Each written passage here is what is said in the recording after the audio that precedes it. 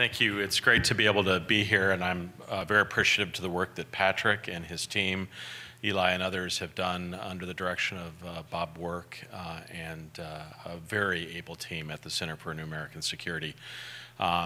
When Michelle Flournoy and I left government, we agreed that we wanted to see if we could continue to play a role in CNAS.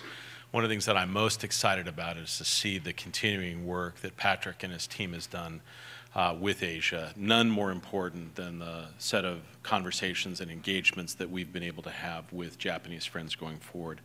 They've asked me to just say some general closing remarks about these matters going forward. Obviously, there's been a lot of discussion about what the unfortunate cancellation of the president's visit to Asia, to going to Malaysia, would be the first visit of an American president since 1967. Malaysia, the Philippines, Brunei, and Indonesia. And there is understandable disappointment, but I will say, generally speaking, I believe that there is a strong bipartisan recognition that the lion's share of the 21st century is going to play out in Asia, and that even with, kind of short-term disappointments, this larger trend is going to play out. And I think that's understood behind the scenes in most countries. And I have never been, as active during a period in which more Asian countries want to see the United States closely and directly engaged. We're going to face a couple of competing challenges going forward. One is going to be that the enduring challenges, obviously the Middle East and South Asia, are enormous. They are going to continue. They are not going to ramp down on any timetable, and it is incumbent on the United States to deal with those issues responsibly. But we still must find more time in our strategic calendar to focus on these defining issues in Asia. At the same time, it is the normal trajectory of the United States, historically, after long periods of conflict, to want to come home, to want to spend time on domestic pursuits. I think we're seeing some of that, and it is also the case that the very foundational aspects of our domestic political parties are changing. As a Democrat, I have always been able to count on the strong support of the Republican Party, ironically, for a deep commitment to our alliance structures, to defense spending. Some of those dynamics are changing, and it's going to require centrists, frankly, in both parties to work together on what I believe are the sustaining principles of a strong American presence in Asia. Strong alliances, commitment to free trade and engagement, and a recognition of China's role generally in Asia and the need to work with China going forward. I believe those will be the defining characteristics of any set of policies as we step more firmly into the 21st century.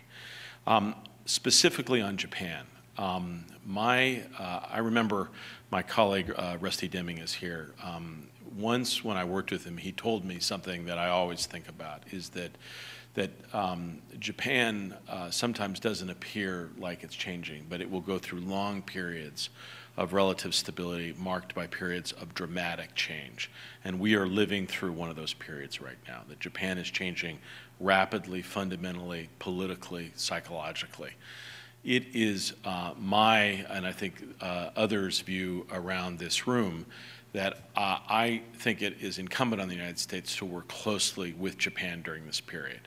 Japan is either going to change with the United States or it will change alone. And it is very much in our interest to engage Japan in the deepest possible strategic discussions about Northeast Asia, about maritime challenges, about touchy and difficult issues associated with history, and about common areas of pursuits, whether it's in South Asia, climate change, energy security.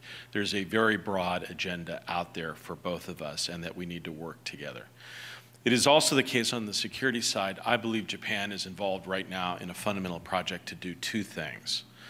The one issue that is often discussed, and I believe is clear, Japanese officials have articulated a view that they want stronger, deeper, bipartisan cooperation, defense ties between the United States and Japan. I believe that is in our strategic interests, and working carefully together with Japan is the right way to go. The historic 2+2 that just took place, the role that Secretary Hagel has played and his excellent team underscores, I think, a strong way forward on the defense side, and I believe it's in our interest to support that, but also to encourage Japan to reach out and explain to other countries in the region its interests, and that it is based in the contemporary set of circumstances of 2013, not some wrong-headed conception that this is about 1938, right? This is about contemporary dynamics, and it is incumbent upon Japan to help the region understand that. The second set of capabilities that are, I think, being sought by Japan, I think Japan wants greater independent capabilities. In addition to wanting a stronger partnership with the United States, it wants greater indigenous capabilities. I want to encourage Japanese friends to be able to talk with us about that directly. Japan has been very eager and willing to talk about the first dimension, but less about the second. And I think part of that is a fear about what our response would be, or somehow that we would not be supportive. I believe Japan is a completely trustworthy, strong ally and friend, has not fired a shot in anger in over 70 years. A degree of independent capability. We see it in foreign policy, on economic issues. It is only natural to have some capacity on the national security side as well.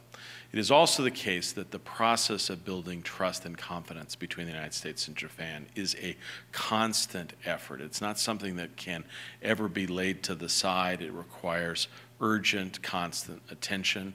I think there are probably quietly some questions in the United States about where Japan is going, and there are questions in Japan, will the United States have our back in a crisis? And so a degree of reassurance on these issues is absolutely essential. For me, as a diplomat, I worked with a lot of hard issues. The hardest issues at the very top of the list were those involving maritime security issues. And although we, I thought, had a very clear mantra that we underscored, that the United States does not take a fundamental position on ultimate disposition on these matters, we do insist that they're dealt with respect to effective legal means, the maintenance of peace and stability, and with respect to what the Japanese call the senkakus, or the Chinese the diaoyutai. It is very clear that these islands are under effective administration of Japan, and as such fall under the security treaty. Now, it is also the case that we want to do everything possible to discourage provocative actions by anyone here, and we encourage dialogue, quiet confidence building, and I think the United States has tried to do what it can in a very difficult set of circumstances to make clear our commitments to the maintenance of peace and stability. And I think I can assure this group, in quiet conversations with Chinese friends, we've told them we want a good relationship with you. We want you to work with Japan. If there is a crisis, Japan is our ally, and that needs to be firmly and clearly understood. Ultimately, I think one of the most important set of conversations that need to take place going forward is not just for the United States to engage with the region, reassure Japan, but Japan has to make a powerful case more publicly in the United States that it welcomes the U.S. role in Asia. It wants to see it, not just in Northeast Asia, but in Southeast Asia, bringing other partners like India, Europe into the fabric of dialogue on every particular issue in Asia. It is in our best strategic interests going forward. And I think what we have seen of late is an improving strategic dialogue between our two sides. And Japan has been very effective at communicating what the expectations of the region are for a strong American presence going forward. I would say that as we consider Asia over the course of the period ahead, there are remarkable opportunities. Completing the Trans-Pacific Partnership is at the top of that list. There are a number of opportunities associated with stronger defense ties with Japan and other countries. I will say it seems to me that one of the most important roles that the United States can play in the contemporary circumstance is to speak more clearly to Japan and Korea enough. and let's work together to try to rebuild a relationship that is essential to the maintenance of peace and stability.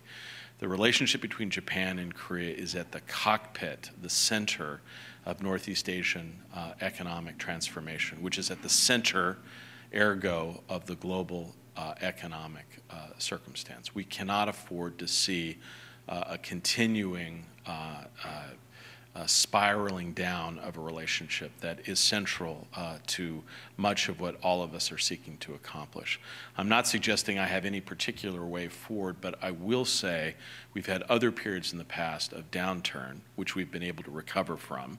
We should look and mine those experiences where we have recovered.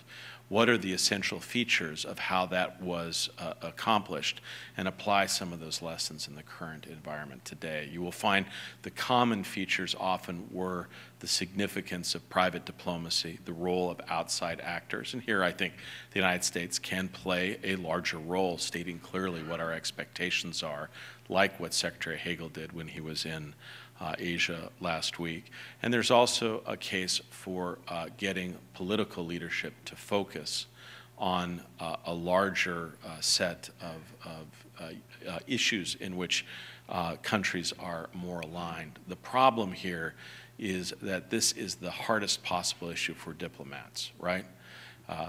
This often transcends their role, but the issues are so sensitive, it's hard to engage politicians early in this without a understanding of what the actual outcome would look like. I was at a previous event this morning and someone said, gee, wouldn't it be great right now for President Obama to bring Madam Park and Prime Minister Abe into a room together?